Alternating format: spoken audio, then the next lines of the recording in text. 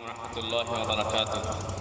الحمد لله المبتدئ بالنعم بارئ النسم منشر الرمم رازق الأمم علمنا ما لم نكن نعلم والصلاة والسلام على نبينا محمد وعلى آله وصحبه وسلم. أما بعد فقد قال الله عز وجل في تنزيله الحكيم بعد أعوذ بالله السميع العليم من الشيطان الرجيم.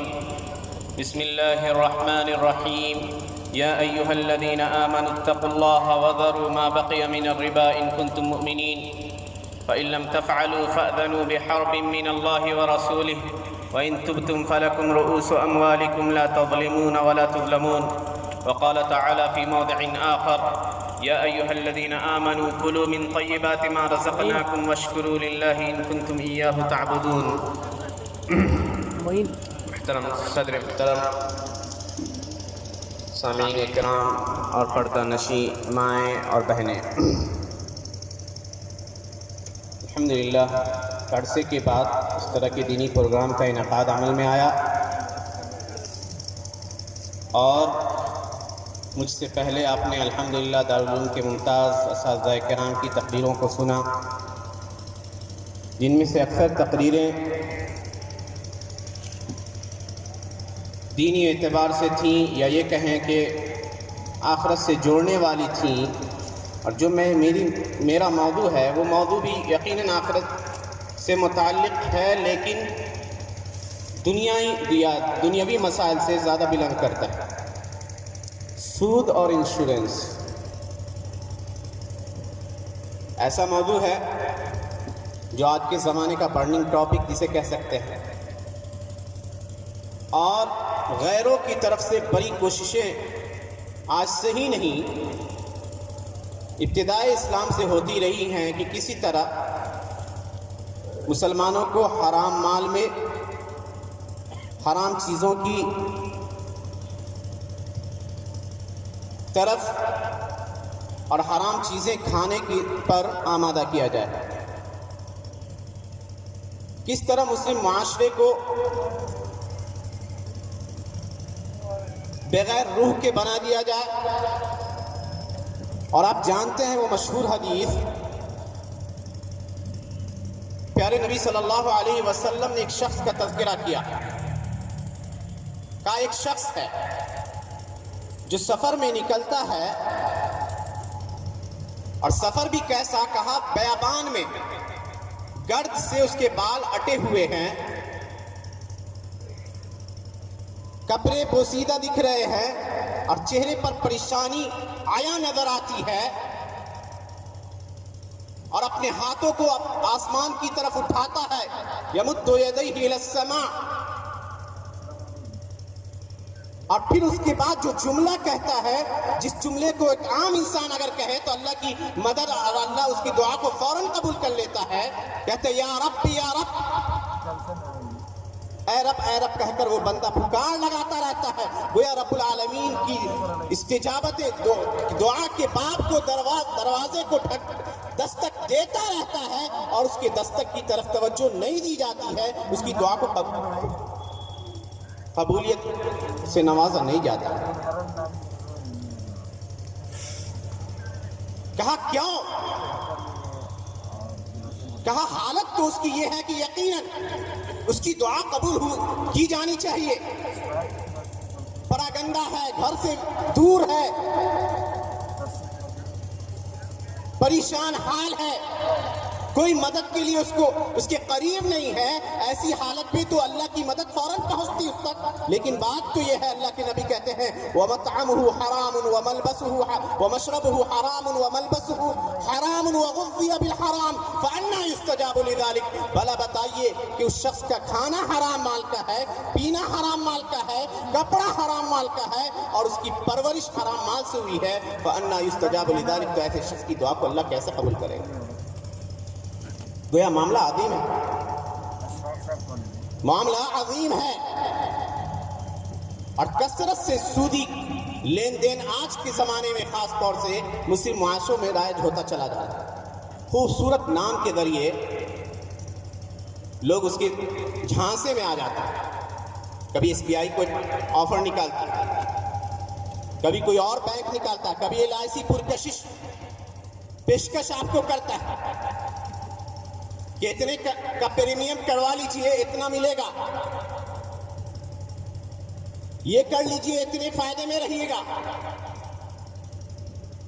اور مسلم معاشرے کا ایک بڑا حصہ ان کے جھانسے میں آتا چلا جاتا ہے.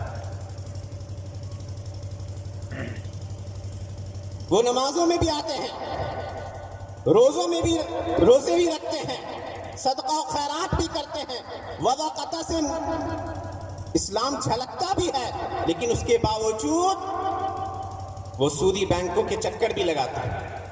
یہ ایک الگ بات ہے کہ کوئی انسان مجبور کر دیا جائے تو کچھ اضطراری طور پہ وہ بینک میں جا رہا ہے, لیکن ایک شخص ہے جو شوق سے مال کی بڑھوتری کے لیے, مال میں اضافے کے لیے وہ مختلف طرح کے پلانس کے بارے میں جانکاری حاصل کرتا ہے تاکہ وہ دنیا میں اس کا مال بڑھ سکے. اس کی ساری عبادتیں جو اس نے کی ہیں, پوری زندگی کی عبادتیں, چاہے وہ نماز ہو, روزہ ہو, حج ہو, زکوٰۃ ہو, سب کو ایک طرف لے کے لپیٹ کر پھینک دیا جائے, کیونکہ سارے اعمال کی قبولیت اس بات پہ منحصر ہے کہ آپ کی کمائی کس طرح کی ہے. آپ جو چیز اللہ کے ہاں پیش کر رہے ہو وہ چیز کیسی ہے, خبیث مال سے آپ نے اسے کمایا یا حلال طریقے سے کمایا یا حرام طریقے سے. اللہ سبحانہ وتعالیٰ جن باتوں کے کرنے کا حکم رسولوں کو دیتا ہے انہی باتوں کے کرنے کی تلقین مومنوں کو کرتا ہے. اللہ کہتا ہے یا ایھا الرسل کلوا من الطیبات واعملوا صالحا, کہ اے رسولو پاکیزہ روزیاں کھایا کرو اور نیک عمل کرتے رہو. اور ہو بہو یہی حکم مومنوں کو ہوتا ہے, یا ایھا الذین آمنوا کلوا من طیبات ما رزقناکم واشکروا للہ ان کنتم ایاہ تعبدون. گویا مومنوں کے اوپر یہ فرض کر دیا گیا, واجب کر دیا گیا کہ وہ پاکیزہ روزی تلاش کریں. کہا کہ ہم نے جو رزق دی ہے پاکیزہ اسے کھاؤ اور اللہ کا شکر ادا کرو اگر تم اللہ کی بندگی کرتے ہو.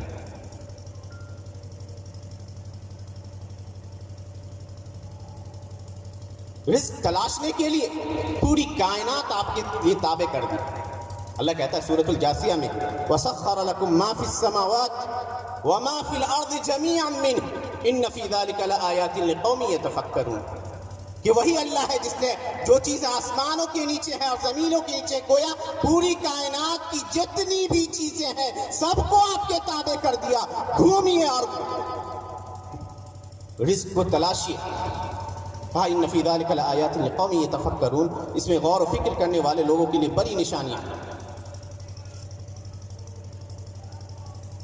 اللہ نے کہا والذی خلق لکم ما فی الارض جمیعا, جتنی چیزیں ہیں زمین میں وہ سب تمہارے لیے پیدا کی ہیں. کہا والذی جعل لکم الارض ذلولا فامشوا فی مناکبها وکلوا من رزقہ والیہ النشور. کہا زمین کو پست کر دیا تمہارے لیے تو زمین پہ چلو اور اللہ کے رزق کو تلاش کرو, کھاؤ اور اسی کی طرف تمہارا پلٹ کر جانا. گویا یہ ساری آیتیں اس بات پر دلالت کرتی ہیں کہ ایک بندہ مسلم کے لیے یا ایک بندہ مسلم کے اوپر عبادات کی انجام دہی کے بعد جو سب سے اہم چیز ہے وہ رزق حلال کو تلاش کرنا ہے. اور رزق حلال میرے بھائی قلیل رزق جو کم ہو لیکن حلال مال سے ہے یہ بہت بہتر ہے اس رزق سے بہت زیادہ ہو لیکن حرام طریقے سے اس کو آپ نے حاصل کیا.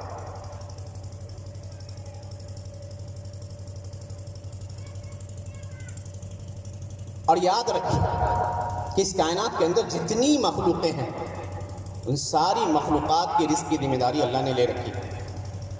جلد سے جلد مالدار بننے کی کوشش میں کہیں ایسا نہ ہو کہ جو رزق اللہ نے آپ کے لیے مقرر کر دیا ہے اس کو حرام طریقے سے حاصل کرنے لگی. رزق آپ کا مقرر ہے, مضمون ہے, گارنٹی اللہ نے لے رکھی ہے کہ اس بندے کو کتنا رزق دینا. اسی لیے جب بچہ ماں کے پیٹ میں ہوتا ہے تو حضرت عبداللہ بن مسعود کی مشہور روایت ہے, اللہ کے نبی صلی اللہ علیہ وسلم فرماتے ہیں کہ اللہ تعالیٰ اس بچے کے اس ماں کے پیٹ میں جب بچہ 40 دن کا ہوتا ہے تو ایک فرشتے کو بھیجتا ہے اور فرشتے کا کام کیا ہے؟ کہا یکتب رزقہ واجلہ وشقی او سعید، اس کے رزق کو لکھ دیا جاتا ہے. ماں کے پیٹ میں ہے، رزق لکھ دیا گیا، کتنا رزق اس کو ملے گا، کتنی زندگی جیے گا، یہ بچہ نیک بنے گا یا بدبخت بنے گا، یہ ساری باتیں لکھ دی جاتی ہیں. گویا ہماری پیدائش سے پہلے ہمارے ارزاق کو اللہ نے مقرر کر دیا. اب یہ انسان کے اوپر ہے کہ وہ رزق کو کیسے تلاش کرتا ہے. جلد بازی میں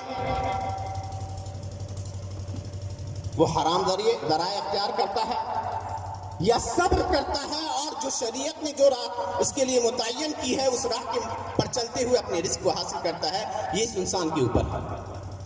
لیکن یاد رکھیے کہ اس کائنات میں بہت سی مخلوقات ایسی ہیں جو خود اپنا رزق نہیں حاصل کر سکتی. وما من دابۃ فی الارض الا علی اللہ رزقها ویعلم مستقرها ومستودعها. اس زمین کے اندر جتنے بھی چوپائے ہیں، دابہ کہتے ہیں رہنے والے جانور کو، جتنے بھی چوپائے ہیں سب کے رزق کی ذمہ داری اللہ کے اوپر ہے. اور اللہ جانتا ہے کہ یہ کہاں رہیں گے، کہاں ان کا ٹھکانہ ہوگا. بلکہ کہا اللہ نے کہ بہت سی مخلوقات ایسی ہیں اس زمین کے اندر جو اپنا رزق خود نہیں حاصل کر سکتی، اللہ ان تک ان کے رزق کو پہنچاتا ہے. چنانچہ 21ویں پارے کی آیت سورہ عنکبوت کی، وَكَأَيٍّ مِّن دَابَّةٍ لَا تَحْمِلُ رِزْقَهَا اللَّهُ يَرْزُقُهَا وَإِيَّاكُمْ وَهُوَ السَّمِيعُ الْعَلِيمُ. جب اس آیت کا نزول ہوا یا اس آیت کی نزول سے پہلے مکہ میں جو صحابہ تھے ان کو کہا گیا کہ مدینہ کی طرف ہجرت کر جائیے. ظاہر سی بات ہے گھر بار کو چھوڑنا، اپنے عزیز و اقارب کو چھوڑنا، بیوی بچوں کو چھوڑنا انتہائی آسان بات نہیں، انتہائی مشقت ہے اس کے اندر کہ انسان اپنے قریبی لوگوں کو الوداع کہہ کے ایک اجنبی جگہ پہ چلا جائے. لیکن معاملہ چونکہ دین کا ہے اور حکم اللہ کے نبی کی طرف سے ہو رہا ہے کہ آپ کے لیے اللہ نے حکم دے دیا ہے کہ ہجرت کر جائیے مدینہ. اگر دین بچانا چاہتے ہیں کفار کے بطش اور ستم سے تو مدینہ ہجرت کیجیے. بعض صحابہ کو تردد ہوا، کہنے لگے کہ ہم اپنے گھر بار کو کیسے چھوڑ دیں، ہمارے یہاں مال ہے، گھر ہے، تجارت ہے، بچے ہیں، بیوی ہے، رشتہ دار ہیں، ان کو ہم نہیں چھوڑ سکتے. اب پھر بھلا یہ بتائیے کہ مدینہ میں ہم رہیں گے کہاں، ہماری رزق کی گارنٹی کون دے گا، کھانا پینا کیسے ہوگا. ان کو یہ چیزیں پریشان کر رہی تھی. جب یہ چیزیں انہیں پریشان کر رہی تھی اللہ سبحانہ تعالیٰ کی طرف سے حکم نازل ہو جاتا ہے وَكَأَيٍّ مِّن دَابَّةٍ لَا تَحْمِلُ رِزْقَهَا. گویا یہ صحابہ کرام کی جماعت کو اللہ مخاطب کر کے کہتا ہے کہ تم رزق کی فکر کرتے ہو، حالانکہ اس کائنات میں بہت سی مخلوقیں ایسی ہیں جو اپنا رزق خود نہیں حاصل کر سکتی، اللہ ان تک ان کے رزق کو پہنچاتا ہے. آج ڈسکوری چینل وغیرہ پہ دیکھ لیجیے، سمندروں میں رہنے والی بے شمار مخلوقات، ایک چھوٹی سی مچھلی سے لے کر ویل مچھلی تک سب کے رزق کو اللہ پہنچاتا ہے اور سب کی غذا اپنی اپنی ہے. ایک چھوٹی سی مچھلی کی غذا قلیل ہے اور ویل مچھلی کی غذا جانتے ہیں ایک ٹن سے اوپر ہو، لیکن سب کے رزق کو اللہ پہنچاتا ہے. حافظ ابن کثیر رحمہ اللہ نے تفسیر ابن کثیر میں ایک مثال نقل کی، کہا اور یہ دیکھنے میں بھی آتا ہے، کہا علماء نے مثال بیان کی ہے اس آیت کے سلسلے میں. کہا کہ کوا جب اس کا بچہ انڈا سے نکلتا ہے تو اس کا پر سفید ہوتا ہے، اس بچے کا پر سفید ہوتا ہے. تو کوا انکار کر دیتا ہے اس بچے کا، کہتا ہے کہ میرا بچہ نہیں ہے، یہ میرا بچہ نہیں ہے، اس کا رنگ تو کالا ہے اور اس بچے کا پر سفید ہے. کھانے پینے کا معاملہ تو چھوڑ دیجیے، اس کی طرف دیکھنا بھی وہ پسند نہیں کرتا، لیکن سامنے والے درخت پہ وہ بیٹھ کے اس کو واچ کرتا رہتا ہے کہ دیکھتے ہیں کوئی دوسرا پرندہ تو کہیں ایسا نہ ہوا کہ اس نے اپنا انڈا میرے گھونسلے میں دے دیا تھا. چنانچہ یہ بچے اسی پرندے کے ہیں، واچ کرتا رہتا بیٹھ کے. اور وہ بچہ بھوک سے اپنی چونچ کو کھولے، انتظار میں ہے کہ اس کے ماں باپ اس کے منہ میں دانا ڈالیں. ذرا سوچیے کہ ماں باپ اپنے بچے کا انکار کر رہے ہیں. کہا حافظ ابن کثیر نے کہ اللہ سبحانہ تعالیٰ فضاؤں میں تیرنے والے چھوٹے چھوٹے حشرات کو ان کوے کے بچے کے منہ میں ڈالتا رہتا ہے. یہاں تک کہ ایک وقت عرصہ بیتنے کے بعد اس بچے کے پر سیاہی میں تبدیل ہوتے ہیں، تب یہ کوا کہتا ہے کہ میرا بچہ ہے، اور آپ اس کا کھلانا پلانا شروع کرتا ہے۔ کہا کہ جو اللہ اس مخلوق کو جو عاجز ہے، حرکت کرنے پر قادر نہیں ہے، اس تک اس کے رزق کو پہنچاتا ہے، تو بھلا تم انسانوں جن کو اللہ نے عقل و دانائی عطا کی ہے، ہاتھ پاؤں دیے ہیں، تمہیں اللہ کیسے نہیں رزق دے سکتا؟ اور اسی لیے اسلام نے بہت شدت سے ابھارا ہے کہ رزق حلال کو اختیار کیا جائے، اپنایا جائے، بلکہ بسا اوقات جہاد فی سبیل اللہ سے افضل قرار دیا۔ چنانچہ سورہ مزمل میں اللہ کہتا ہے وَآخَرُونَ يَضْرِبُونَ فِي الْأَرْضِ يَبْتَغُونَ مِنْ فَضْلِ اللَّهِ وَآخَرُونَ يُقَاتِلُونَ فِي سَبِيلِ اللَّهِ۔ علماء کہتے ہیں مفسرین اس آیت کی شرح میں کہ اللہ نے یہاں پہ رزق، اللہ کے رزق کو حاصل کرنے کے لیے جو لوگ سفر کرتے ہیں، اپنے شہروں کو چھوڑتے ہیں رزق کی تلاش میں، یہ لوگ ان لوگوں پر افضل ہیں جو میدان کارزار میں کفار سے لقاء کے لیے نکلتے ہیں۔ اور بیہقی کی مشہور روایت ہے، پوچھا گیا پیارے نبی سے کہ بھلا بتائیے کہ جو شخص اپنے ماں باپ کی خدمت کے لیے دن کو نکلتا ہے اور شام کو لوٹتا ہے تاکہ وہ روزی کما کے لائے تو ماں باپ کو کھلا سکے، اس کے کیا درجات ہیں یا اس کی فضیلت کیا ہے؟ کہا من سعى على والديه او من سعى لوالديه فهو في سبيل الله، جو اللہ اپنے والدین کو کی رعایت کے لیے یا ان کی دیکھ بھال کے لیے رزق کی تلاش میں تگ و دو کرتا ہے، گویا وہ اللہ کی راہ میں ہے، گویا وہ اللہ کی راہ میں ہے۔ اور جان لیجئے کہ رزق حلال کا طلب کرنا یہ جنت کے اسباب میں سے ایک اہم سبب ہے۔ حضرت ابو سعید الخدری کہتے ہیں رضی اللہ عنہ، مشہور روایت ہے کہ اللہ کے نبی صلی اللہ علیہ وسلم نے فرمایا من اکل طیبا وعمل فی سنت وامن الناس بوائقہ دخل الجنہ، کہا جس نے پاکیزہ کھانا کھایا یعنی حرام مال سے نہیں کھایا، وعمل فی سنت، سنت کے مطابق عمل کیا، بدعت و خرافات کو اس نے نہیں اپنایا، وَأَمِنَ النَّاسُ بَوَائِقَهُ، لوگ اس کے شر سے محفوظ رہے۔ ایسا نہیں ہے کہ پڑوسی اس کے شر سے تنگ ہے، اس کی بد زبانیوں سے اس کے پڑوسی یا اس کے آس پاس کے لوگ پریشان ہیں، ایسا نہیں ہے، بلکہ وہ ان ساری چیزوں کا خیال بھی رکھتا ہے۔ جہاں خود وہ پاکیزہ روزی کی تلاش میں رہتا ہے، وہی سنت پر عمل کرتا ہے اور اپنے پڑوسیوں اور محلہ والوں اور گاؤں والوں کے ساتھ، ملنے جلنے والوں کے ساتھ اچھا سلوک کرتا ہے۔ اللہ کے نبی نے کہا دخل الجنہ، ایسا شخص جنت میں داخل ہوگا۔ صحابہ نے کہا یا رسول اللہ، ایسے لوگ تو آپ کی امت میں بڑے کثیر ہیں، بہت زیادہ۔ کہا وَسَيَكُونُ فِي قُرُونٍ مِّن بَعْدِي، میرے بعد بھی ایسے لوگ بہت کثرت سے ہوں گے جو اس صفت کے حامل ہوں گے کہ وہ رزق حلال کی تلاش میں نکلیں گے، رزق حلال کھائیں گے اور سنت پر عمل کریں گے اور لوگ ان کے شر سے محفوظ رہیں گے۔ تو گویا پتہ چلا کہ رزق حلال کا کھانا جنت میں دخول کے اسباب میں سے ایک اہم سبب ہے۔ لیکن میرے بھائی، انسان مستعجل، جلد باز، وہ چاہتا ہے کہ دنیا کی دولت جتنی جلدی اس کے پاس آ جائے، اس کے لیے ہر طرح کی وہ تگ و دو کرتا ہے، کوششیں کرتا ہے۔ اگر کبھی مارکیٹ میں کساد بازاری چھا جاتی ہے، مندی کا دور ہوتا ہے، تو خوف اور خشم سے لرز اٹھتا ہے، جس کو اللہ نے بیان کیا ہے ایک 10ویں پارے میں وَتَخْشَوْنَ كَسَادَهَا، کہ تجارت میں اگر کبھی مندی آ جاتی ہے تو انسان ٹینشن میں رہتا ہے کہ مارکیٹ خراب چل رہا ہے، کیا ہوگا، بچوں کا کیا ہوگا، گھر کا کیا ہوگا، راشن پانی کیسے چلے گا۔ گویا وہ اس فکر میں اور ہم غم میں پریشان نظر آتا رہتا ہے۔ یقین ختم ہو جاتا ہے،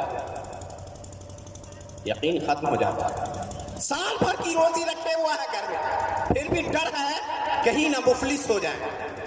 آپ نے سنا اشرف صاحب کی زبان، سال بھر کی روزی رکھنے کے بعد، اور اسی آیت کی تفسیر میں علامہ ابن جریر الطبری نے ایک حدیث نقل کی، گرچہ اس حدیث کی صحت پہ کچھ علماء نے کلام کیا۔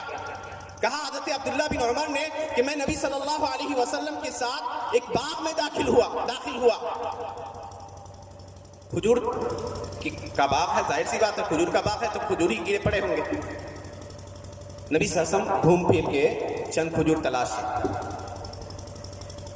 وہ شخصیت جو اگر طلب کرتے تو قیصر و کسریٰ جیسی یا اس سے بھی بڑھ کر دولت کی ریل پیل آپ کے سامنے ہوتی. کھجور کو اٹھا رہے ہیں پیارے نبی اور کھا رہے ہیں. عبداللہ کو کہا کھا لو. عبداللہ نے انکار کیا. کہا یا عبداللہ ھذا صبح رابعۃ لم اذق شیئا. کہ عبداللہ یاد رکھو یہ چوتھے دن کی صبح ہے اور مسلسل 3 دن سے میں نے کچھ بھی نہیں چکا ہے. اللہ کی قسم اگر میں اللہ سے اس بات کا سوال کرتا لو سألت ربی لأعطانی مثل ما اعطى ملک قیصر و کسریٰ. اللہ کی قسم اگر اللہ سے میں مانگتا تو اللہ مجھے قیصر و کسریٰ کی دولت سے زیادہ دیتا. لیکن مجھے فقر دنیا سے کوئی رغبت نہیں. لیکن یاد رکھو عبداللہ ایک ایسے لوگ آئیں گے یعجلون رزقهم لسنتهم او یخبئون، بعض الفاظ کے اندر یخبئون رزقهم فی سنتهم. 1 سال کی کا روزی 1 سال کا دانہ پانی وہ رکھے رہیں گے چھپا کے. اب پھر بھی فقر و فاقہ کا خوف ہوگا. وَيَضْعُفُ الْيَقِينَ، یقین ہی ختم ہو جائے گا، یقین کمزور پڑ جائے گا. آج دیکھ لیجئے کہ کیا ہے. تھوڑا سا لاک ڈاؤن کا جھٹکا لگا، لوگوں نے ایسی صورتحال بنا لی گویا کہ ہر شخص مفلس اور نادار ہو گیا. اور بہت سے لوگوں نے حرام ذرائع اختیار کیے. لیکن یاد رکھیے کہ حرام ذرائع سے جو مال آپ حاصل کرتے ہیں وہ مال آپ کے لیے وبال جان بننے والا ہے. حضرت حذیفہ بن یمان کہتے ہیں کہ پیارے نبی صلی اللہ علیہ وسلم نے فرمایا ان جبرائیل نفث فی روعی انه لن تموت نفس حتى تستكمل رزقها فاتقوا الله واجملوا في الطلب ولا يحملنكم استبطاء الرزق على ان تطلبوه بمعصية الله فإن رزق الله لا يدرك وفي رواية لا ينال بمعصية الله. صححه الالبانی فی فقہ السیرہ. کہا حضرت حذیفہ نے کہ پیارے نبی نے کہا کہ حضرت جبریل نے یہ بات میرے دل میں ڈال دی یا مجھے بتائی کہ یاد رکھیے اے محمد انہو لن تموت نفس، کوئی انسان مر نہیں سکتا اس وقت تک حتی تستکمل رزقها واجلها، یہاں تک کہ وہ اپنے رزق کو جس نے اللہ نے لکھ دیا ہے اس رزق کو نہ پوری طرح حاصل کر لے اور جو مدت اللہ نے اس کے لیے مقرر کر دی ہے اس مدت کو پوری نہ کر لے. فاتقوا اللہ، تو اللہ سے ڈرتے رہو. واجملوا فی الطلب، اس رزق کے حاصل کرنے میں اچھا راستہ اختیار کرو، حلال راستہ اختیار کرو. ولا يحملنكم استبطاء الرزق على ان تطلبوه بمعصیة اللہ. یاد رکھو لوگوں، آگاہ رہو، بہت اہم چیز ہے. کہا کہ رزق کی دیری تمہیں اس بات پر آمادہ نہ کرے کہ اس رزق کو اللہ کی نافرمانی سے حاصل کرو. کہتے ہیں کچھ آتا ہی نہیں، نوکری نہیں ملتی، کوئی دھندے میں جاتے ہیں کوئی کام کامیاب نہیں ہوتا تو کوئی ایک چال باز شاطر آدمی ہوتا ہے، مکار، جو حرام طریقے سے مال کماتا ہے تو اس کو کہتا ہے کہ چلو میرے ساتھ خوب پیسے کماؤ گے، شارٹ کٹ راستہ بتاتا ہے. پیارے نبی نے کہا یاد رکھو لا يحملنكم استبطاء الرزق على ان تطلبوه بمعصیة اللہ. رزق اللہ نے مقرر کر رکھی ہے تمہارے لیے لیکن اس گھڑی پہ پہنچے گی جب اللہ چاہے. تو رزق کی دیری تمہیں اس بات پر آمادہ نہ کرے کہ اسے اللہ کی نافرمانی کر کے حاصل کرو. یاد رکھو الا ان رزق اللہ لا يدرك بالمعاصی، اللہ کا رزق معصیتوں سے حاصل نہیں کیا جاتا.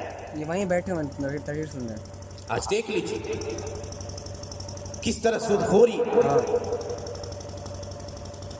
یا نئی نئی چیزیں جو داخل ہو رہی ہیں اس راستے سے، کس طرح مسلم معاشرہ اس میں مبتلا ہوتا چلا جا رہا ہے. آج آ رہے ہیں مختلف ناموں سے سود کو جائز قرار کر لیا گیا. خوبصورت سا ریپر اس پہ چڑھا دیا گیا، انشورنس ہے.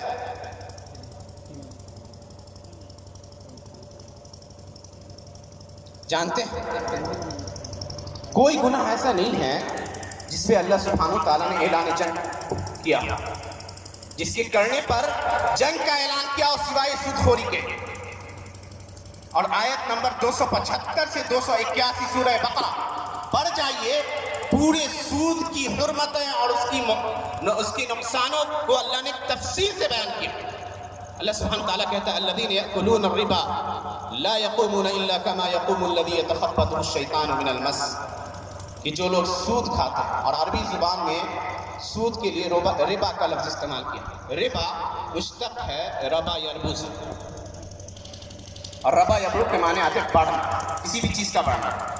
اسی لیے رابیہ کہتے ہیں عربی زبان میں اس ٹیلے کو جو عام زمین سے اوپر ہے، اور اسی سے ربوہ ہے جو قرآن کریم میں استعمال ہوا ہے بلند زمین کے معنی میں۔ مدینہ کا ایک علاقہ ہے ربوہ، یہ چونکہ بلندی پہ واقع ہے اسی لیے اس کو ربوہ کہتے ہیں۔ اصطلاحی طور پہ جو معروف بات ہے کہ سود آپ نے 10 روپے کسی کو دیا ایک مدت کے لیے بطور قرض، اور کہتے ہیں 15 روپیہ لوٹانا ہے، 15 روپیہ لوٹانا، یہ 5 روپیہ جو زیادتی ہے یہی سود کی شکل ہے۔ اللہ کہتا ہے کہ الذین یأکلون الربا، جو لوگ سود کھاتے ہیں۔ کوئی ضروری نہیں کہ انسان سود کا مال کھاتا ہی ہو سکتا ہے سود کے مال سے گھر بنائے، سود کے مال سے بچوں کو پڑھائے، ایک طرف سے حرام مال لے رہا ہے اور حرام کی طرف ڈال رہا ہے۔ سود کا مال رشوت کے طور پہ حاصل کرتا ہے،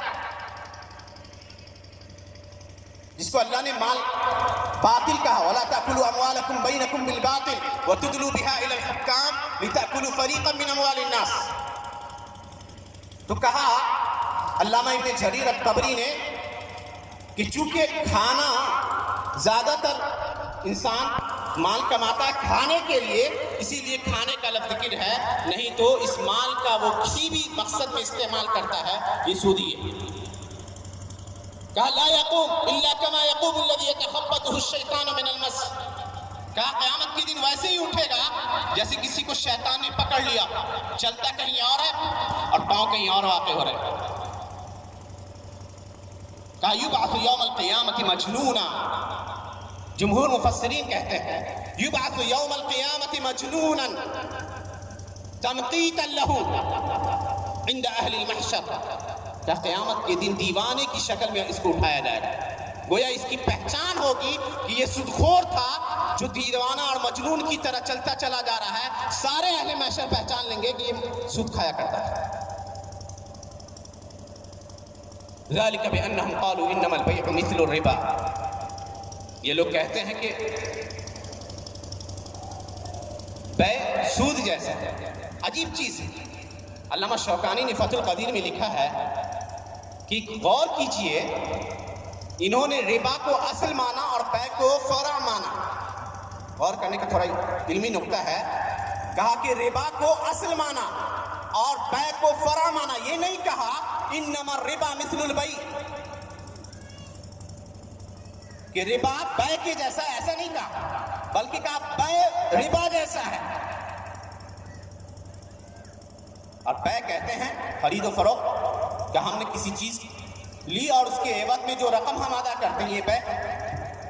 کہا الدفع بلا زیادت عند حلول الاجل، مدت طے کر لی کہ ایک چیز ہم نے آپ سے لی ہے اور اتنا روپیہ اتنے دن بعد ہم دے دیں گے، دے دیا، کہا یہ بیع، چونکہ جو قیمت طے ہوئی تھی برابری کی، کہا لیکن ایک قیمت طے ہوئی، کہا کہ زیادتی کے ساتھ لیں گے، آج ایک سامان دے رہا ہے 10 روپے کا لیکن فلاں دن لیں گے زیادتی کے ساتھ لیں گے،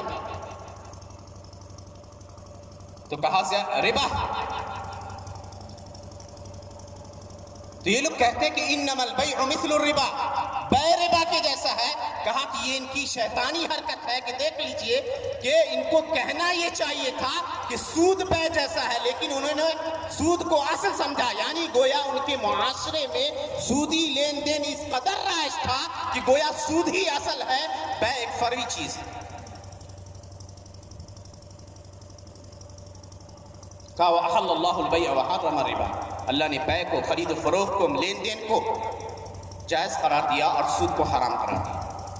فمن جاءه موعظة من ربه فانتهى فله ما سلف وامره الى الله ومن عاد فاولئك اصحاب النار هم فيها خالدون. اگر کسی کے پاس رب کی جانب سے کوئی نصیحت موعظت کے کلمے پہنچتے ہیں اور وہ باز آ جاتا ہے تو اس کا معاملہ ختم ہے. اللہ سبحانہ وتعالیٰ اس کے گناہ کو انشاءاللہ معاف کر دے گا. لیکن جو اس وعید کے جاننے کے بعد بھی سودی لین دین کرتا رہتا ہے، ایسے لوگوں پر اللہ نے کہا کہ جہنمی ہے اور ہمیشہ ہمیشہ اس میں رہنے والے ہیں. اور اس کی سنگینی کو جان لیجئے کہ شریعت نے اس سودی لین دین کے چکر میں جتنے لوگ ہیں سب پہ لعنت بھیجی ہے. چنانچہ مسلم شریف میں حضرت جابر بن عبداللہ کی مشہور روایت ہے، کہا نبی صلی اللہ علیہ وسلم نے لعن رسول اللہ صلی اللہ علیہ وسلم آکل الربا وموکلہ وکاتبہ وشاہدی وقال ہم سوا. کہا نبی صلی اللہ علیہ وسلم نے سود کھانے والے، سود کھلانے والے، جو دے رہا سود آپ کو، لکھنے والا، شاہد ہے اس کا جو وٹنس بنتا ہے گواہ، دونوں سب کے اوپر لعنت بھیجی اور کہا یہ گناہ میں سب کے سب برابر ہے. اور نسائی کے الفاظ ہیں جس الفاظ میں شدت اتنی ہے، کہا کہ لعن رسول اللہ صلی اللہ علیہ وسلم آکل الربا وموکلہ وکاتبہ والشاہدین وقال اولئک ملعونون علی لسان محمد صلی اللہ علیہ وسلم الی یوم القیامہ. کہ یہ وہ لوگ ہیں جو پیارے نبی کی بزبانی ملعون قرار دیے گئے ہیں تا قیامت. کوئی ہم سود دیں یا سودی معاملے پہ گواہی دیں، سودی معاملے کو لکھے، یہ سارا عمل ایسا عمل ہے جو ہمیں ملعون قرار دیتا ہے پیارے نبی کی زبان. اور تا قیامت ایسے شخص پہ لعنت پرستی رہے گی. اور لعنت کا مطلب ہوتا ہے الطرد والابعاد عن رحمت اللہ، اللہ کی رحمت سے کسی کو دور قرار دینا. اور دور کون شخص قرار دے رہا ہے؟ ایسا شخص جس کی دعا کو اللہ ہمیشہ سنتا ہے، پیارے نبی کی دعا، اور جس کو ہم بد دعا کہتے ہیں. پیارے نبی کی زبانی یہ بد دعا ہے ایسے لوگوں کے لیے جو سودی مال کھاتے ہیں یا سودی لین دین کرتے ہیں. مزید سنگینی دیکھیے، مسند احمد کی روایت ہے، پیارے نبی صلی اللہ علیہ وسلم نے فرمایا درہم ربا یأکلہ الرجل، ایک سود کا ایک درہم، دیکھ لیجئے کوئی ضروری نہیں ہے کہ آپ بہت سا مال لے رہے ہیں تب وہ سود میں آئے گا، نہیں، ایک درہم اگر آپ سودی مال سے لیتے ہیں، سود کا ایک درہم انسان جان بوجھ کے کھا رہا ہے، اشد من 36 زنیہ، 36 مرتبہ نعوذ باللہ زنا کرے کوئی شخص، اس سے بھی سنگین گناہ یہ ہے کہ آپ ایک درہم سودی مال کھائیے. معاملہ دیکھ لیجیے کہ کتنا عظیم ہے. گویا کہ 36 مرتبہ زنا کر، اور زنا کی شدت اور اس کی سنگینی کو دیکھیے. زنا کرنے سے نہیں بلکہ زنا کے قریب پھٹکنے سے منع کیا گیا، قریب جانے سے منع کیا. اللہ نے سورہ اسراء میں کہا لا تقربوا الزنا انہ کان فاحشۃ وساء سبیلا، زنا کے قریب مت جاؤ. یہ نہیں کہا زنا نہ کرو بلکہ کہا زنا کے قریب مت جاؤ، یعنی ہر وہ چیز جو آپ کو زنا کے قریب کر دے اس سے آپ کو بچنا ہے. چاہے وہ غیر محرم لڑکیوں سے باتیں کرنا ہو یا ان سے دوستی رکھنی ہو، بہت چلتا ہے آج کل. تو زنا سے قربت حرام ہے، قریب ہونا، زنا کے اسباب سے قریب ہونا حرام ہے. یہ جائے کہ زنا کی حرمت آپ جان لیجئے کہ کتنی سنگین ہے. اور اس کے بعد کہا جا رہا ہے کہ ایک درہم اگر سودی مال سے کوئی کھاتا ہے تو 36 عورتوں سے زنا کرنے سے بھی بدتر کام اس نے کیا. اور سنگینی کو دیکھیے، کہا پیارے نبی صلی اللہ علیہ وسلم نے، حضرت عبداللہ بن مسعود کی مشہور روایت ہے، اور بعض الفاظ کے اندر 72 ہے اور بعض کے اندر 73 ہے، اکثر روایات میں 73 ہے. کہا ان الربا له 73 بابا، سود کے 73 دروازے ہیں اور بعد میں 72 ہے. علی کل حال کہا ایسرها ان یأتی الرجل امہ، 73 دروازے ہیں یا 73 درجات ہیں. سب سے آسان دروازہ یہ ہے، اور آسان نہیں ہے وہ، اس کی سنگینی کو دیکھیے. کہا کہ کوئی انسان، اور یہ عاقل انسان سے مستبعد ہے، کہا کہ کوئی انسان اپنی ماں سے برائی کرے، یہ سب سے ادنا دروازہ. اب سوچ لیں وہ لوگ جو مختلف ناموں سے سود کو حلال سمجھتے ہیں، سودی کاروبار کرتے ہیں، سودی لین دین کرتے ہیں، اور مختلف طرح کے ایجنٹس پہنچتے ہیں ان کے پاس پرکشش یہ لے کر، آفر لے کر انشورنس کرواتے ہیں۔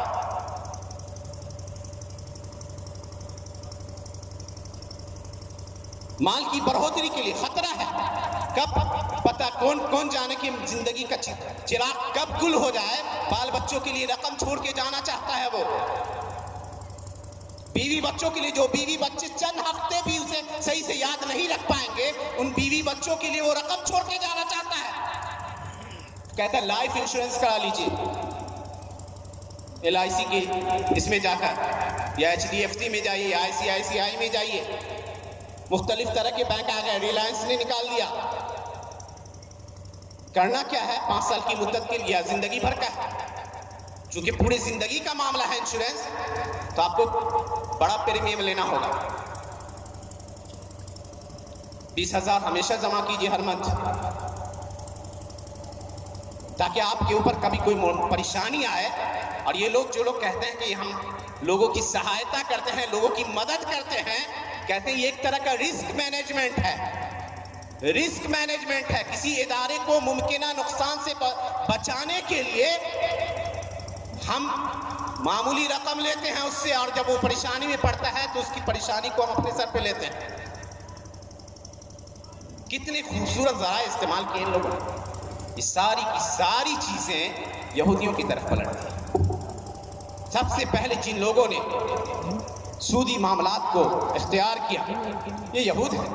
اللہ کہتا ہے فَبِظُلْمٍ مِّنَ الَّذِينَ هَادُوا حَرَّمْنَا عَلَيْهِمْ طَيِّبَاتٍ أُحِلَّتْ لَهُمْ وَبِصَدِّهِمْ عَنْ سَبِيلِ اللَّهِ كَثِيرًا وَأَخْذِهِمُ الرِّبَا وَقَدْ نُهُوا عَنْهُ وَأَكْلِهِمْ أَمْوَالَ النَّاسِ بِالْبَاطِلِ وَأَعْتَدْنَا لِلْكَافِرِينَ مِنْهُمْ عَذَابًا أَلِيمًا۔ کہ ان لوگوں نے فَبِظُلْمٍ مِّنَ الَّذِينَ هَادُوا، یہودیوں کے ظلم و زیادتی کی وجہ سے، اللہ کی راہ سے لوگوں کو روکنے کی وجہ سے، اور سود کھانے کی وجہ سے، جس سود کے کھانے سے انہیں منع کیا گیا تھا، کہا ایسے ظالموں کے لیے ہم نے دردناک عذاب تیار کر رکھا۔ اور جن کی صفت اللہ کہتا ہے سماعون للکذب اکالون للسحت، جو جھوٹ کو پھیلانے والے ہیں، ایک بات میں، ایک جھوٹ میں 100 جھوٹ ملا کر منتشر کر دیتے ہیں۔ آج دیکھ لیجیے پوری دنیا کا میڈیا کیسا بن چکا ہے۔ اکالون للسحت، جو سحت کھاتے ہیں، اور عربی زبان میں سحت کہتے ہیں کسے؟ کہ ہر خبیث مال کو، یا ہر وہ طریقہ، ہر وہ مال جو حرام طریقے سے حاصل کیا جائے وہ سحت ہے۔ سحت کی کچھ مثالیں دی ہیں نبی صلی اللہ علیہ وسلم، کہ ان رسول اللہ صلی اللہ علیہ وسلم حرم بیع الخمر، شراب کی تجارت کو حرام قرار دیا۔ تو گویا کوئی شخص شراب بیچتا ہے وہ سحت کھا رہا ہے، خنزیر بیچتا ہے وہ سحت حرام کھا رہا ہے، نشاور چیز بیچتا ہے، کہنے دیجئے حرام کھا رہا ہے، اور جان بوجھ کے نشاور چیز بیچ رہا ہے تو وہ حرام میں مبتلا ہو رہا ہے۔ تو سحت عربی میں کہتے ہی ہیں اس مال کو کل ما خبث من المکاسب، کمائی کا ہر وہ ذریعہ جو خبیث طریقے سے حاصل کیا جائے یا خبیث ہو وہ سحت کہلاتا ہے۔ اور پیارے نبی نے کہا لا يدخل الجنة لحم نبت من سحت وكل لحم نبت من سحت فالنار اولى به، کہ وہ جسم جنت میں نہیں داخل ہو سکتا جو جسم حرام مال سے پلا بڑا، اور ہر وہ جسم جو حرام مال سے پلا بڑا ہو جہنم اس کا زیادہ حقدار۔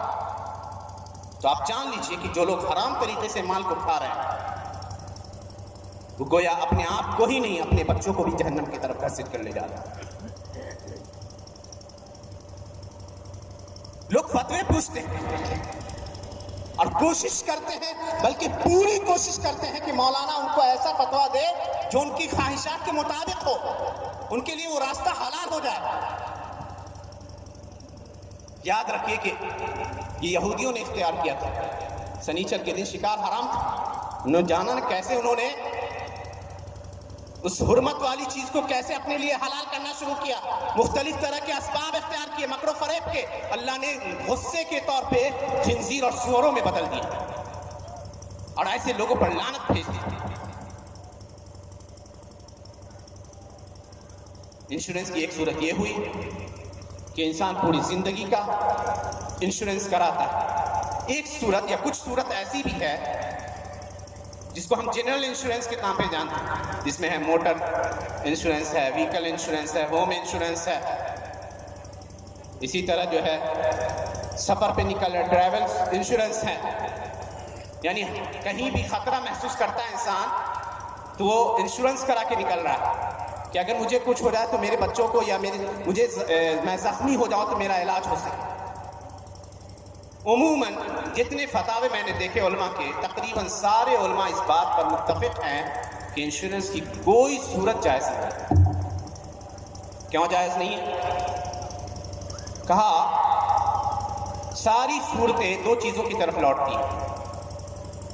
ایک صورت ہے غرر، دھوکہ، اور دوسری صورت ہے کہ انسان کسی کے مال کی ادائی، یعنی کسی مصیبت میں پڑا یا کسی کا گھر جل گیا، کسی کی گاڑی تباہ ہوئی یا کوئی زخمی ہوا تو اس کی گھر کی جلنے کا وہ تاوان وہ خود کس صورت میں دے سکتا ہے۔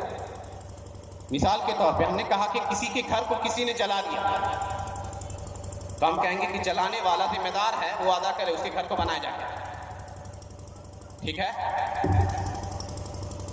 یا کوئی شخص زخمی ہوا، زخمی خود بخود ہو رہا ہے اور کہا جا رہا ہے کہ ادا کوئی اور کرے گا، ادائیگی کسی اور کی جانب سے ہوگا، تو کہا کہ شریعت اصول الفقہ کا ایک قاعدہ ہے کہ ضمان، یعنی یہ جو ضمانت یہ کمپنی جو انشورنس کمپنی جو ضمانت لیتی ہے کہ آپ کے اوپر کسی بھی طرح کی مصیبت آئے گی تو اس مصیبت میں واحد سہارا ہم ہوں گے، بس شرط یہ ہے کہ آپ ہم کو پیسہ دیتے رہیں۔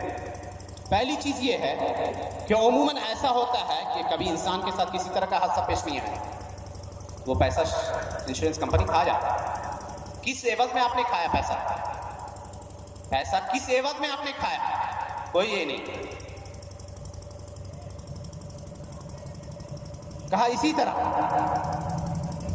یہ جو انشورنس کا سسٹم ہے یہ آیا تھا سب سے پہلے اٹلی میں، اور اٹلی میں سمندری جہاز پہ جو کام کرنے والے ورکر ہوتے تھے ان کی جان خطرے میں رہا کرتی تھی، تو انہوں نے سوچا، اور یہ اس کی شروعات اچھی طریقے سے ہوئی تھی، یاد رکھیں شروعاتی طریقہ جس کو تکافلی کہا گیا ہے، التامین التکافلی، یہ طریقہ صحیح تھا۔ طریقہ یہ تھا کہ جتنے لوگ کام کر رہے ہیں وہ کچھ مخصوص پیسہ جمع کریں گے، ٹھیک ہے، اور ان میں سے کسی کے ساتھ کوئی حادثہ پیش آ جاتا ہے تو اس کی مدد کریں گے۔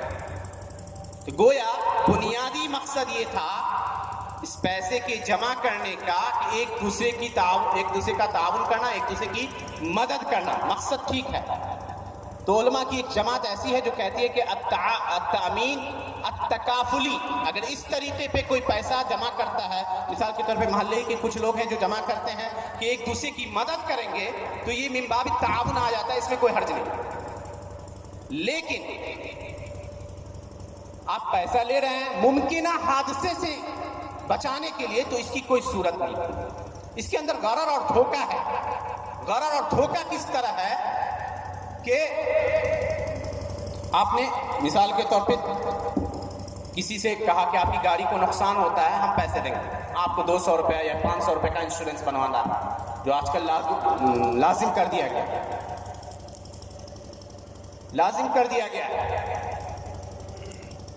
اس کی گاڑی کا نقصان اتنا ہوا کہ پوری کی پوری گاڑی تباہ ہو گئی، پیسے اس نے چند دیے ہیں، چند 100 روپیہ دیے ہیں، اور وہ پوری رقم کا مستحق بن جاتا ہے۔ کہا کہ اس طرح یہ زیادتی اور عدوان، یہ زیادتی اور عدوان۔ تو گویا انشورنس کی جتنی صورتیں بھی ذکر کی گئی ہیں ان میں سے کوئی بھی صورت ایسی نہیں ہے جو صورت اسلامی قانون کے مطابق جائز کہی جا سکے۔ اب سوال یہ اٹھتا ہے کہ گاڑیوں کا انشورنس لوگ کرواتے ہیں، ضروری ہے، تو ایسی صورت میں ہم کہیں گے کہ اصول فقہ کا وہ مشہور قاعدہ الضرورۃ تقدر بقدر. کبھی کبھی انسان مجبوری کی حالت میں حرام چیزیں حلال ہوتی ہیں لیکن اتنی ہی جتنی وہ ضرورت ہو. ہم شوق سے نہیں جائیں گے کہ گاڑی کا انشورنس کرانے جا رہا ہیں, مجبور ہیں, پنشمنٹ ہے اور بہت ساری مصائب سے آپ دوچار ہو رہے ہیں, تو ایسی صورت میں بحالت مجبوری آپ کرا سکتے ہیں. یعنی اس کا فائدہ, غلط فائدہ کوئی یہ نہ اٹھائے کہ مولانا صاحب نے گاڑی کا انشورنس جائز کرا دیا تو لائف انشورنس بھی کروا لیتے ہیں. اس میں ایک اور چیز جو انتہائی عظیم فتنہ کہہ سکتے ہیں, کوئی شخص اگر 5 سال کا انشورنس کروائے اور ہم آپ جیسے کسی شخص نے اسے جا کے کہہ دیا یہ تم نے کیا کیا, حرام چیز ہے, 3 سال گزر چکا ہے اور اسے کافی سارے پیسے جمع کر دیے ہیں, کمپنی سے معاہدہ ہے کہ 5 سال ہم آپ کو پے کرتے رہیں گے, 5 لاکھ مثال کے طور پہ 5 سال میں پے کرنا ہے اور کمپنی 7 لاکھ یا 8 لاکھ دے گی. 5 سال کی مدت پوری ہونے تک ہم کو پیسے دیتے رہنے ہیں. مدت ابھی پوری نہیں ہوئی اور ہم نے کہہ دیا کہ تم نے یہ کیا کیا, غلط کام ہے, حرام ہے, وہ مال تمہارے لیے جائز نہیں ہے, ہٹواؤ اسے, توڑواؤ. توڑوانے جائیے گا, کمپنی آپ کو پورے پیسے نہیں دے گی. آپ نے 3 لاکھ جمع کر دیے, کوئی بات, کہا کہ یہ آپ کا میٹر ہے, جو پریمیم تھا اس کو توڑیں گے تو آپ کو پورے پیسے نہیں ملیں گے. ہو سکتا ہے اس میں سے نصف ملے, یا ہو سکتا ہے اگر معاہدہ ہے تو 20% ملے, اور ہو سکتا ہے کہ کچھ بھی نہ دے, وہ آپ کا پیسہ ہضم کر گیا.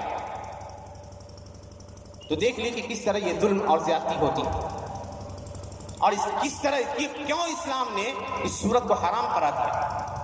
ایک آدمی تجارت کرتا ہے, 1 لاکھ روپے کا سامان وہ باہر سے منگاتا ہے, مثال کے طور پہ کرسیاں جو آپ بیٹھے ہوئے ہیں, یہ کسی اور ملک سے آئی, جہاں جن لوگوں نے بنایا ان کو فائدہ ہوا, جن چیزوں سے یہ تیار کی گئی ان کو فائدہ ہوا, وہاں سے لد کر جہاز میں آئی, جہاز والے کو فائدہ ہوا, جہاز سے مزدوروں نے اتارا, مزدوروں کو فائدہ ہوا, وہاں سے آپ نے اپنے گھر تک منگوایا تو گاڑی والے کو فائدہ ہوا. تو دیکھ لیجیے یہ بے کی صورت میں فائدہ کتنے لوگوں تک پہنچ رہا ہے, اور سود کی صورت میں فائدہ اس ظالم تک پہنچتا ہے جو ظالم کبھی بخشنے کو تیار نہیں ہوتا, کسی بھی حالت میں, کسی بھی حالت میں وہ اپنا مال معاف کرنے کو تیار نہیں ہے. وہ اس کے اور مقروض کے درمیان کا معاملہ ہوتا ہے. کوئی انسان مجبوری کی حالت میں جاتا ہے مدد کے لیے, مدد نہیں دے رہا, کیا سود کے طور پہ دیں گے؟ کہا کہ سب سے بڑا ہے. اور علامہ فخر الدین الرازی نے التفسیر الکبیر کے اندر مفاتیح الغیب کے اندر بہت ساری حکمتیں ذکر کی ہیں کہ اس میں کتنے نقصانات ہیں اور کتنی خرافات ہیں. کہا اسلام تجارت کو بڑھاوا دینا چاہتا ہے. ایک شخص نے پیسے لگائے اور کتنے لوگوں کو فائدے ہوئے, کرسی بنانے والے کو, جس نے کرسی کا مٹیریل تیار کیا, اس کو فائدہ ہوا, اور گاڑی والے کو فائدہ ہوا, مزدوروں کو فائدہ ہوا. گویا اسلام تکافلی نظام چاہتا ہے, ایسا نظام جس میں تجارت سے ہر ایک شخص کو فائدہ پہنچے, اور اس سودی نظام جو جبر پر مشتمل ہے, پوری کی پوری دولت ایک شخص اپنے یہاں سمو لیتا ہے. آج دیکھ رہے ہیں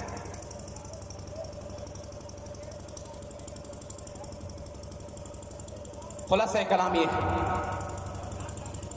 کہ سودی نظام کی جو بھی طریقے مستعمل ہیں, چاہے وہ لائف انشورنس ہو یا ہوم انشورنس ہو, موٹر انشورنس ہو, ٹریول انشورنس ہو, یہ ساری کی ساری صورتیں حرام ہیں, کیونکہ اس کے اندر غرر ہے, دھوکہ ہے, ظلم ہے, اور شریعت کے مشہور تعلیمات کی منافی ہیں یہ چیزیں. اسی لیے مسلمانوں سے, خاص طور سے مسلم معاشرے میں یہ چیزیں بہت تیزی سے بڑھ رہی ہیں. سودی طریقوں کو چھوڑیے, اور اگر آپ نہیں چھوڑتے ہیں تو یاد رکھیے کہ اللہ اور اس کے رسول سے جنگ کرنے کو تیار ہو جائیے. ابن عباس کہتے ہیں اس آیت کی تفسیر میں, یا ایھا الذین آمنوا اتقوا اللہ وذروا ما بقی من الربا, اے مومنو اللہ سے ڈرتے رہو اور سود کو چھوڑ دو جو بچا ہے. کہا فإن لم تفعلوا, اگر نہیں کرتے ہو ایسا, فأذنوا بحرب من اللہ ورسولہ, تو اللہ اور اس کے رسول سے جنگ کے لیے تیار ہو. کون ہے جو اللہ اور اس کے رسول سے جنگ پر قادر ہو سکے؟ حلال مال کے ذرائع موجود ہیں, اس کو اختیار کیجیے اور اس راہ میں صبر کیجیے. ایسا نہ ہو کہ جو رزق اللہ نے مقرر کیا ہے وہ رزق, اس رزق کو آپ تک پہنچنا ہے. کہا کہ جس طرح موت انسان کے پیچھے بھاگتی ہے, رزق بھی انسان کے پیچھے پیچھے بھاگتا ہے. کبھی دیکھیے گا کہ سارے راستے اختیار کر لیے, ہر جگہ سے نامراد ہو گئے, ایک چھوٹا سا ذریعہ ملا اور اس کے ذریعے انسان کہاں سے کہاں پہنچ جاتا ہے. گویا وہ رزق آپ تک پہنچنا تھا, उन रास्तों से नहीं भी पहुंचना था, इस छोटे से जरिए से हासिल होना। तो सही जरिया और सही तरीका इख्तियार कीजिए। प्यारे नबी सल्लल्लाहु अलैहि वसल्लम की इस मशहूर हदीस को याद रखिए, फत्तकुल्लाह व अजमिलू फी तलब, अल्लाह से डरते रहिए, रास्ते इख्तियार करने में, रिस्क के तलाश में हलाल तरीके को इख्तियार कीजिए। अल्लाह ने जो रिस्क आपके लिए मुकर्रर किया वो आप तक पहुंचेगा। अल्लाह कहता है वमन यत्तक़िल्लाह यजअल लहू मखरजा व यरज़ुक़हु मिन हैसु ला यहतसिब, जो अल्लाह से डरता है यानी हलाल तरीका इख्तियार करता है, अल्लाह ने जो रास्ते मुतय्यन किए हैं उस पर अमल करता है, अल्लाह उसके लिए कुशादगी के दरवाज़ों को खोल देता है। वयरज़ुक़हु मिन हैसु ला यहतसिब, ऐसी जगहों से उसे रिज़्क़ पहुंचाता है जहाँ से उसे गुमान नहीं हो। इंसान अल्लाह सुब्हानहू व तआला से दुआ है कि अल्लाह सुब्हानहू व तआला हमें रिज़्क़ हलाल को इख्तियार करने और अपनी पूरी ज़िंदगी इस्लामी शरीयत के मुताबिक गुजारने की तौफ़ीक़ इनायत फरमाएँ। आमीन व आखिर दावाना अल्हम्दुलिल्लाहि रब्बिल आलमीन। क़ुल क़ौली हाज़ा अस्तग़फ़िरुल्लाह ली व लकुम व लिस्साइरिल मुस्लिमीन।